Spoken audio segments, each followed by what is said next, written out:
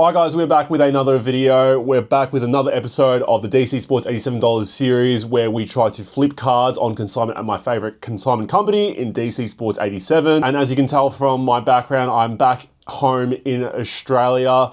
The next 3 videos that I send out for consignment were all sent from America, so I still haven't sent one in directly from Australia. And yeah, because it was sent from America, it only cost me around $20, so slightly cheaper than it would if I was to send it from Australia, and it also only took 2 to 3 days for it to arrive in their Virginia warehouse. All right, so let's start off with the first card. We have a Dwayne Wade Kaboom here. This is by far the biggest card that I've got in this submission. The ones that I kind of sent in a little bit later on as well, they're not too big though. I'm also trying to keep my bank balance looking healthy whilst I was traveling. It's something that I've done the last couple of trips that I've gone overseas.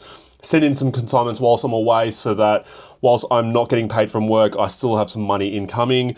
So the Dwayne Wade Kaboom, this was originally a PSA A. I cracked it because I wanted to see if I could find anything in terms of damage. I actually couldn't find anything, and then I wanted to send it integrating, but the timing just didn't work out, and I was just like, I'm gonna try and just get some quick money. So I don't have the best eye for grading regardless, but I thought just to send this one in and get some money whilst again I was traveling, I'd rather just do that whilst if I did send it integrating, you know, I'd probably at best case get a PSA 9. I don't think I would get a 10 on it. The Kabooms can be slightly harder to grade anyways, but let's see how we start off here with the Dwayne Wade Kaboom. So we get $480 US. I will, like the last episode, put up fees on the screen, USD as well as Australian dollars, rather than talking about it all the way.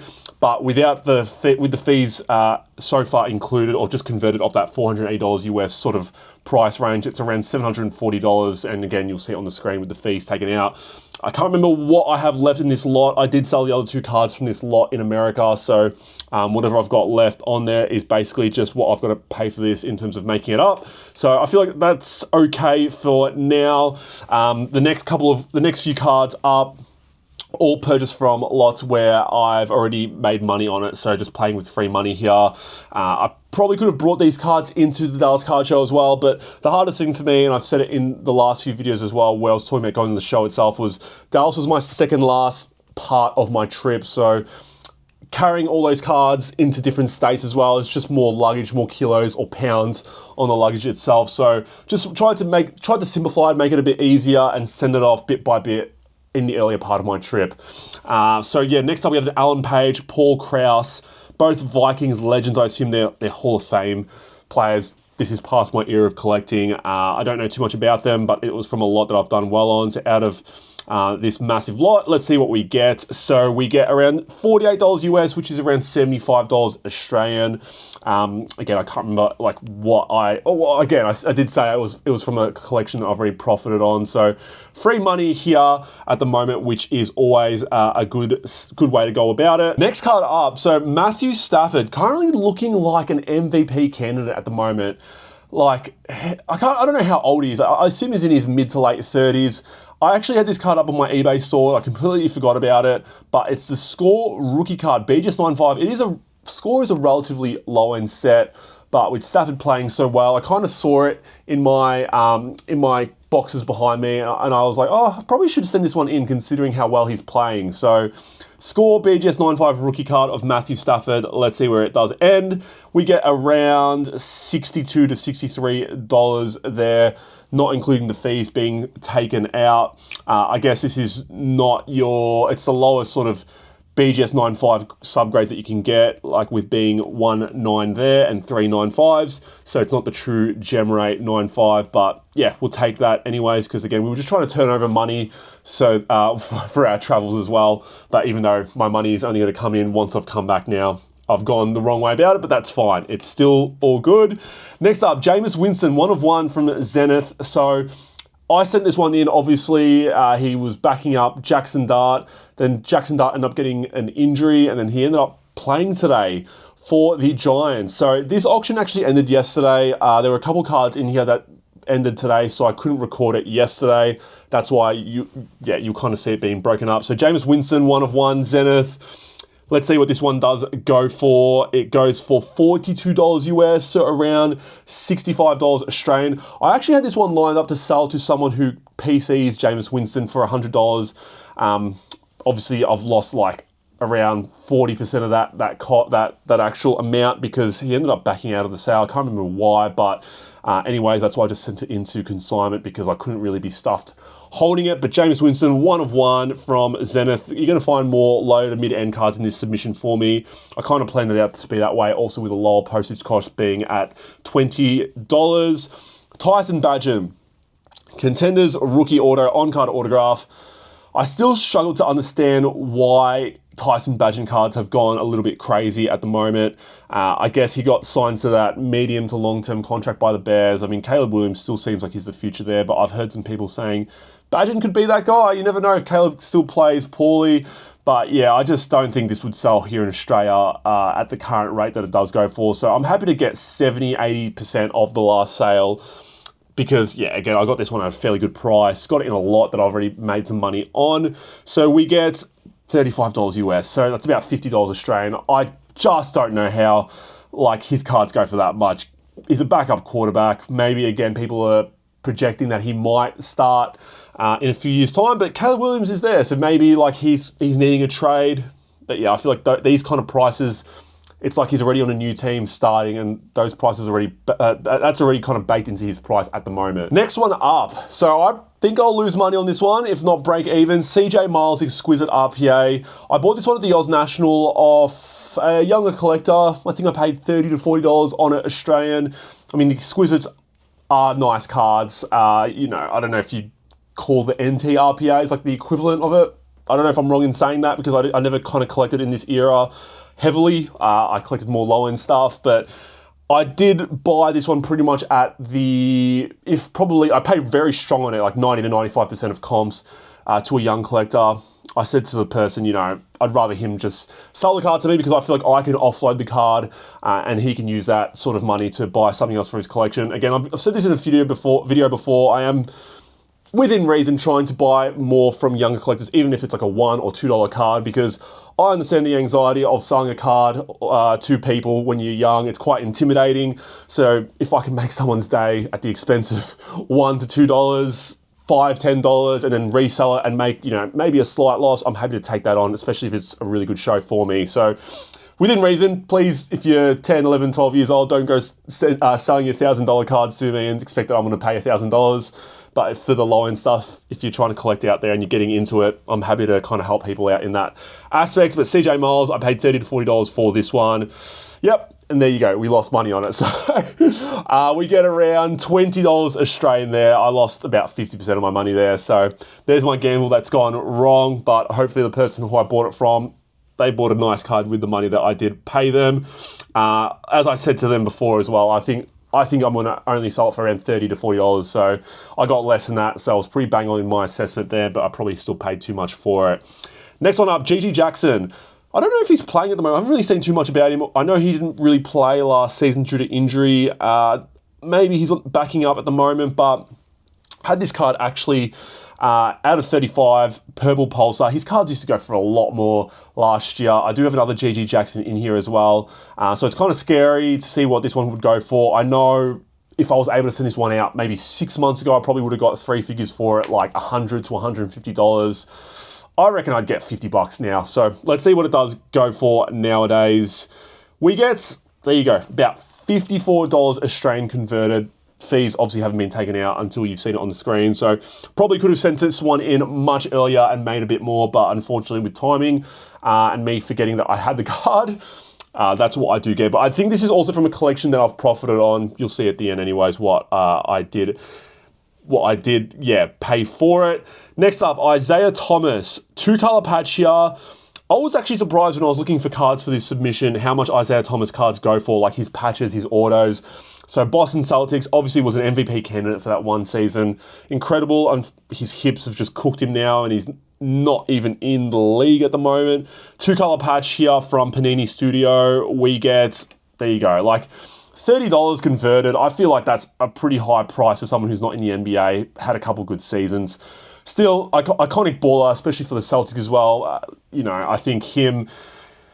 Yeah, he just had an incredible year. Like that underdog Celtics team did very well in the playoffs. They obviously didn't make it all the way, but Isaiah Thomas was a key part. And can't forget that he was traded for Kyrie Irving in the end. So that's just the level that Isaiah Thomas was on when he was at the Celtics at the time. So pretty crazy to think about it from now till then. All right, so the next couple cards I got from the Cherry Showcases. So I think I paid $50 Australian for this. Khalil Mack, Playbook Booklet, Jersey, Auto, on-card autograph here. Paid $50 Australian for that, which is about $35 US. Let's see what we get. $46 US, we get a slight profit there. I reckon we get about $10 to $15 profit there off the top of my head. The next card as well that we also bought from them, if I can find it, it was this card. Paid $20 for this one. Another booklet here as well. Eddie Lacy, Jonathan Franklin, dual auto, exquisite jersey, whatever you want to call it. Paid $20 for it, which is around $12 to $13 US. We get $20 US. So again, slight profits on that one, maybe $4 or $5 profit on that one. So slight profits we'll take on that. Next card up, Gary paid in the second. So we do have a lot of bargain box cards that were sent in. This is from Prism. It is a rookie card. I don't know if they put that in as a rookie card, but Gary Payton doesn't have too many rookie autos as well. He is now on the Warriors. I think I paid $5 Australian for this, which is around $3 US. So again, not really the biggest gamble on here, but doesn't have too many rookie autos. Now on the Warriors, we get $8 US. So that converts into $12 Australian. Let's say $10 to $12 Australian. Not bad there from $5. Kind of doubling my money there incrementally. Not with a big amount. I'd love to go from 500 to 1,000 versus from $5 into $10, but we'll take profits on any day of the week. Next few cards, let's go to Chris Olave. So this was also in that lot with what was it, the one I just showed off? The Jameis Winston, sorry. So a couple Chris Olave cards in here, playing with free money on these cards. He's playing well for the Saints, even though their quarterback situation is crazy at the moment. Chris Olave, 3-color patch here from Elements. We get around $10 Australian, so not the greatest amount here. Playing with free money here, so it's solid, but I thought it would have went for a little bit more considering how he's playing. We'll find the other Chris Olave card. Where are you? You are not Chris Olave. This is the other one. This is out of 10 from XR, the X-Ray. I mean, the patch on the other one was way better, so we'll see how this one does go. It goes for $12 Australian converted from $7.80. I think when I bought this one, luckily I've done all right on the lot itself, but when I bought it, I think I had this valued at about $30. So again, when I'm valuing cards, it can just be way off, considering I've held this one for a few months, probably too long with Chris Olave, and yeah, the patch isn't really the best looking. So the next few cards, so we are going to go to Tyquan Thornton. There's also going to be a Kayshon Boutte card. Tyquan Thornton started off the season very well for the Chiefs. Actually got cut by the Patriots. Onto the Chiefs now, playing quite well. And then Kayshon Boutte is the other one as well, who been playing very well for the Patriots. You've got Drake May throwing it to him. So, both playing well for their respective teams. I bought a Patriots collection a while back, and both of these players would have been going for like $1 or $2, probably max $5 to $10 per card, and now they're both playing well. So I kind of found them, and then I was like, let's just send it into consignment because I have a cheap postage cost and see what they go for. So Kayshon Boutte will go first up out of 3. We get $5.50 US, which is around $7 to $8 converted Australian. We'll rush into the next one. Tyquan Thornton, this one's out of 10, Gold XR rookie auto. Very simple autograph here. We get $12 to $13 converted. Again, this card would probably be going for like half that before the season even started, but probably wish I could have sent this one in 3 to 4 weeks before I actually sent it in, because that's when he was playing well. I don't know if he's actually getting too much reps now for the Chiefs or if he's out injured. I haven't really followed him too far. Let's go to the other one, the XR out of 10. Card slightly slipping out of the top loader, unfortunately. If the other one went for $8.50, I think this one will go for $4 to $5. There you go, $6 US, which is around $9 Australian. So again, I'm lucky with these cards. I'm making money on them already. So I've already made money on the collections and lots I've purchased them from. So just trying to clear out the stock that I do have behind me, because again, when you buy collections and lots over the years, you build up a lot of inventory. whatnot. NFL for me hasn't been going too well, so I'd rather just send it into consignment and make money that way. Next couple of cards also from lots that I've purchased. Andrew Nembhard lot that I purchased earlier in the year. Out of 50 select. He hasn't been playing as well as I thought he would have been playing this season. Obviously with Halliburton now, I mean, they're 1 in like 12 at the moment. Out of 50 select, we get $12 Australian converted from $7.50. On to the next one, Andrew Nembhard out of 25 Spectra. 8 out of 25. Don't know what we're expecting here. I'm assuming if that one went for $8 US, we'll say this one's maybe $15 to $20 US. No, I'm off. $10.50 US, which converts to around $16 to $17. And then let's finish off the last two cards. So GG Jackson the second. Really nice card here, out of 99. I think I paid like $40 to $50 on this one from Card Hobby. I don't think it would get that much now, so I'll probably call this one a loss. But yeah, we'll see what this one does go for. It's a gorgeous auto, gorgeous card. We get $21 US converted into around $32 to $33 Australian. So not too bad there. Slight loss, I'd say, on that one.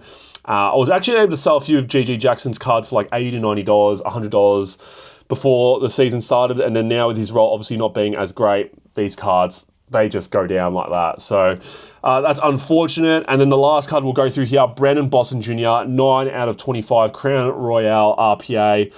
I bought this one in a collection.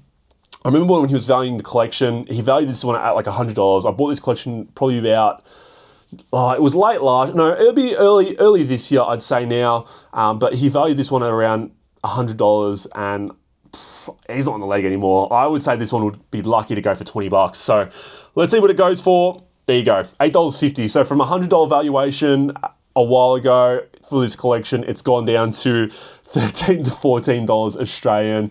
But yeah, let's see how we did go in today's episode. So we did okay on that episode. I guess one of my favorite things about sitting into DC Sports, especially when I've spoken about it before, when you do buy a lot of collections and lots and you're trying to clear out sort of that last bit of that collection a lot, sometimes I just don't want to think about it and I'll just send it into DC Sports.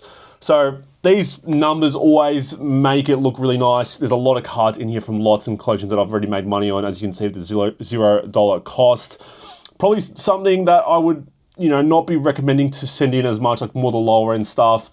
If the postage cost goes around $50 to $60, but again, fortunately I was in America, so I was able to send it in at a lower cost. But if you're able to send in, a bunch of these low-end cards, not too low-end, but anything $5 to $10 plus, I would be sending in, a large chunk of them, like way more than 20, like I'm talking like 50 to 100 plus, because their standard processing time is a little bit longer. I think it goes from 3 business days for express up to standard, which is around anywhere from 10 to 15 standard days. So you're losing time on it, but again, you're just sending in more bulk and you're helping get rid of that postage cost in a way. So our two West cards here, I spoke about it already, the GG Jackson, I thought I only paid $30 to $40 for it, but I did pay $57, so we lost $32 there. And then the CJ Miles, which I picked up from a young collector at the Oz National, I paid $40 on, and we only got back $14. The Wade Kaboom, as you saw there, we made a marginal profit on it, and then all the other ones where we've made money on the collection itself do bulk it up. So let's see how we did on this episode. I did say in the last episode we average out at around $500 to $550 of profit per episode, and for that episode we got $334. So not one of our bigger episodes. It's, our worst few have been $210, $246, $276. So that's in the bottom range of it, but probably more so helped that I sent in cards from collections that I've made money on. So always does make the final number look quite nice. Currently, our profit and loss for the DC Sports 87 Dollars series after 13 episodes is $6,434.41, which is a big plus. But I know you guys are enjoying these videos. If you are, please smash the like button down below, comment down below, and hit the subscribe button if you guys haven't subscribed already. Stay tuned for 2 more episodes that I sent in from America before I send some more in from Australia. One will be one that I did bring from Australia into America and sent in, and then the other one will be pickups that I specifically got from the Dallas card show and then tried to send into consignment to see if I could make like a real time sort of profit from flips at a show that I obviously had been to. But yeah guys, stay tuned as always, and I'll see you guys all in the next video. Take care.